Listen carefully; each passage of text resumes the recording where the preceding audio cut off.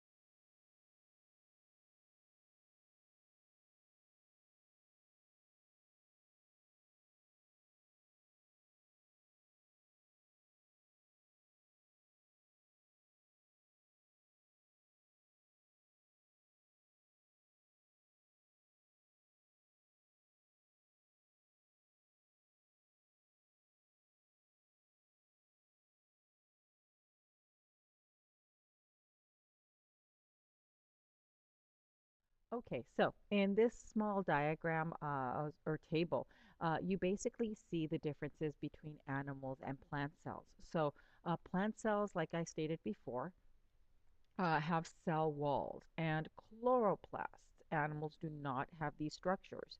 Animals do have these other structures known as centrioles. We're going to talk more about what they're actually made out of. But they're used in cell division, which we're going to talk about later. But maybe some of you guys remember from seventh grade mitosis. But they're used during the process of mitosis. Plant cells do not require this. The cell wall actually helps them do mitosis. So they don't need centrioles. Okay, the shape. Plant cells are basically cube shaped, box shaped, whereas animal cells seem to be more circular. They're often ugly circles. They're not perfect circles at all. As you see them in the microscope, you'll see that they're not at all totally circular, but they're spherical. Um, in addition to that, plant cells tend to tend to be very rigid. Their natural state is to be rigid or crispy, hard, like trees, like we see celery. Celery is rigid. It is hard. It is crunchy. A good celery that's fresh is crunchy. Plants are supposed to be crunchy. So their cells are supposed to be filled up with water to the maximum where the cell wall kind of pushes against it. That's their natural way of being and how healthy ones are. Well, animal cells are not that way. If your cells become like that, you're swollen. It's not a natural state. It's actually a bad thing that you're swollen. So being very rigid is not a natural state for animal cells. Animal cells are like soft, like kind of you are like you can punch in on your cheeks and your skin. You're not crunchy. We crack. We move too much. Okay. Vacuole size, as pointed out in the animal cell earlier, animal cells have these huge vacuoles and they actually help them in their rigidity. They actually make sure that they stay nice and crunchy because they basically store a ton of water and all kinds of stuff in that giant vacuole. Well, that kind of adds like an inside balloon, inside bag that kind of pushes out, and then the walls push it in and it stays nice and crunchy. That's the way that plant cells need to stay. Animal cells usually don't have any. We don't need to be nice and crunchy. Want to be nice and smushy. So we usually have small vacuoles, if at all. Sometimes we can't even find the vacuoles inside of animal cells.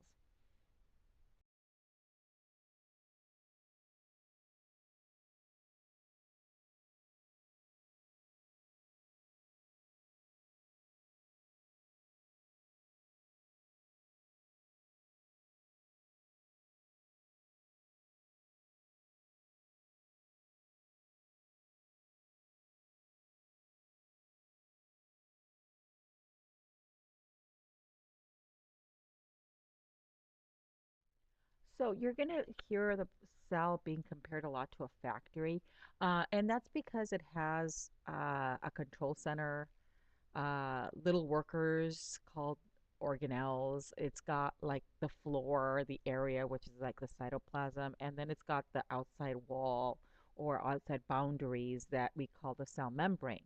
So a cell can be kind of described as a factory because basically what cells do is that they produce things for your body to run. They create things. So they're always working. So we kind of consider them small factories because they produce everything that your body needs to stay alive.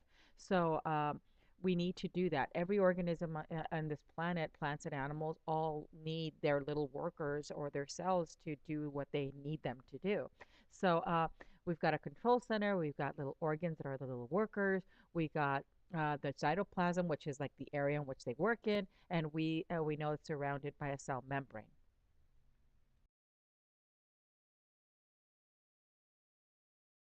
So now we're going to go through the rest of the presentation is basically going to show you each organelle and what its function is. What you have to do is take notes on obviously the name of the organelle is already given to you. Then you have to write down what it does. It'd be a really good idea to draw it out because you're going to have to identify the way they look. Okay, so make sure you do that as we're going along. The nucleus is the main office. Okay, so it's basically the control center. It has a certain structure. You can label it. You're going to be having to label it in your lab, but you've got this nuclear envelope that's on the outside. You're going to see a picture coming up next. That's the outside layer. Then we've got these little openings called nuclear pores on that outside layer. Then inside you have the DNA, which is actually all curled up and for safety, curled up around proteins. And this creates this loose material called chromatin. And then sometimes when the cell is getting ready to divide, it condenses or gets tightened up around those. It condenses. It becomes all tight and wound up tightly. We call that chromosomes when it becomes like that. And then it has this little section called the nucleolus. We have found out recently that the nucleolus actually is where the ribosomes are made. So we're going to talk more about ribosomes later, but that's where the ribosomes are made. And it's a structure inside of the nucleus.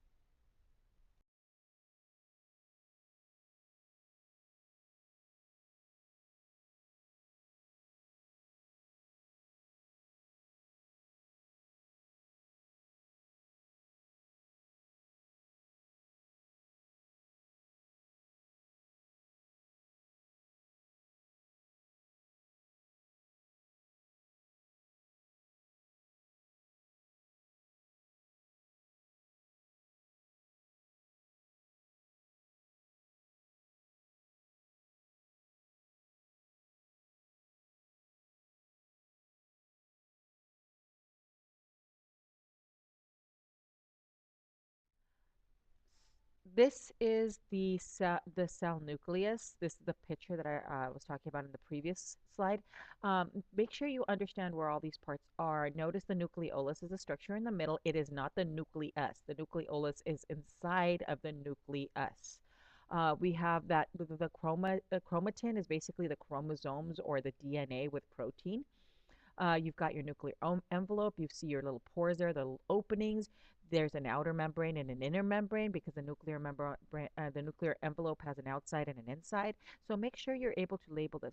Many people on the test confuse this for the cell. They're like, oh yeah, that's a cell and that's a nucleus. No, it can't be. And one of the main reasons is because cell membranes don't have this kind of hole for one thing. Number two, you'd see organelles if it has a nucleus. So definitely do not confuse the nucleus with a cell picture on the test. Ribosomes. Ribosomes are very, very important. They're basically protein machines. What they're like the makers of proteins. That's what they do. They make the proteins the body needs. And if you remember from last chapter, we went over what proteins do. Well, proteins are like enzymes. Proteins are the building blocks. They make up muscle. They make up white blood cells. They make up everything your body needs. So ribosomes are basically what make the proteins not only that are needed for inside the cell, they make up proteins that the rest of the body needs for export. So we've got a structures inside the cell called ribosomes that make proteins that will either stay inside of the cell or be shipped out for the rest of the body to use. Okay, ribosomes are made up of RNA and protein. Some are floating around in the cytoplasm, and some are found attached to the endoplasmic reticulum. So ribosomes can be found in different locations.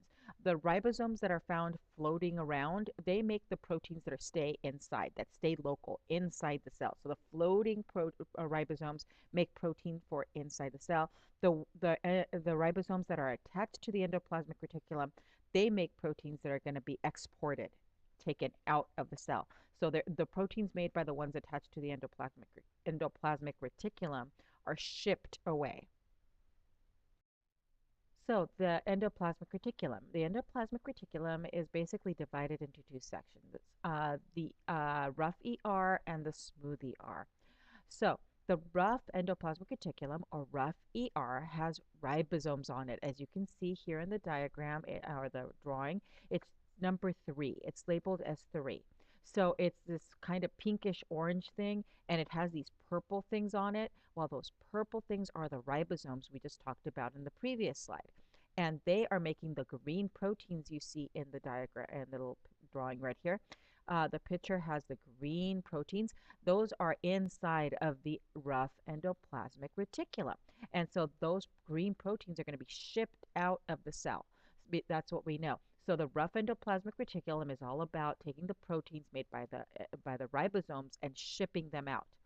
Then we've got number 4 down here. That's the smooth endoplasmic reticulum. The smooth endoplasmic reticulum tends to be very, it tends to be, what it does is that it does not have ribosomes. That's why it's smooth.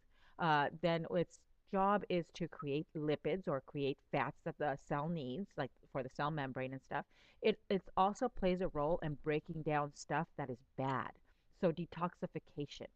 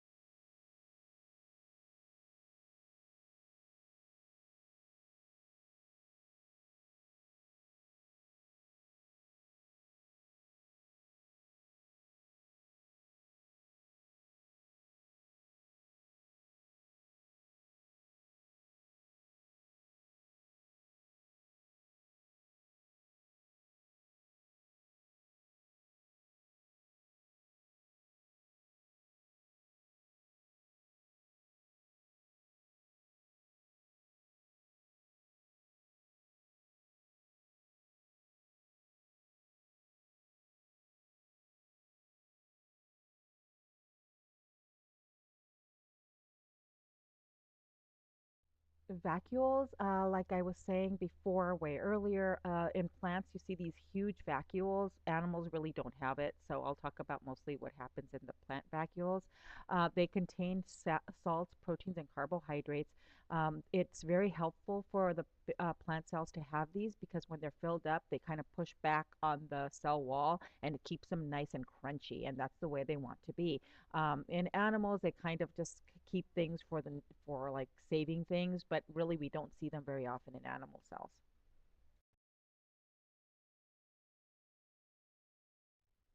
The mitochondria is extremely important. It's basically the powerhouse of the cell. It provides all the energy cells need to grow and develop. So it's all about it. What it does is that it breaks down food and creates energy. That's what it does for your cells. It makes the energy your cells run on. It's very important. You're going to see it all over the test. This is like super important. The outer membrane is smooth, and the inner membrane is really folded because where the energy is made is really in those little folds inside. The more folds it has, the more energy it can make because these little yellow things inside are all little proteins that make energy. And that's how the energy is made inside. So the more folds you have, the more proteins you can have, and that means that the more energy you can make. So those folds inside are very, very important.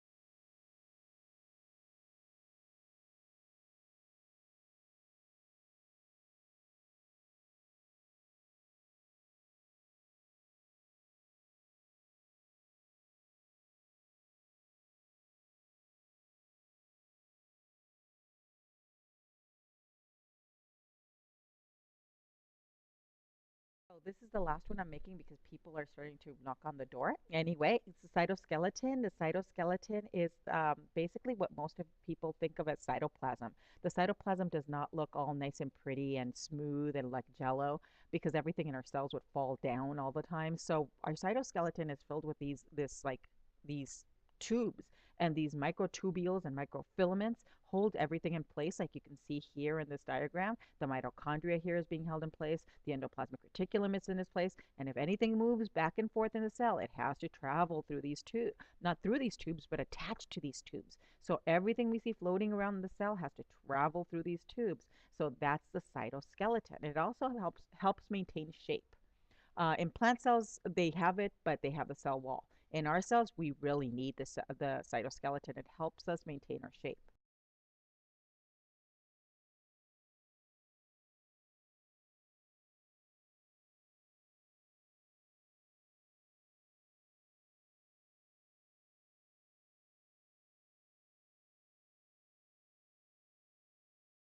Okay, this is the final one. Please make sure you know what these things are because you are going to be taking a quiz on this.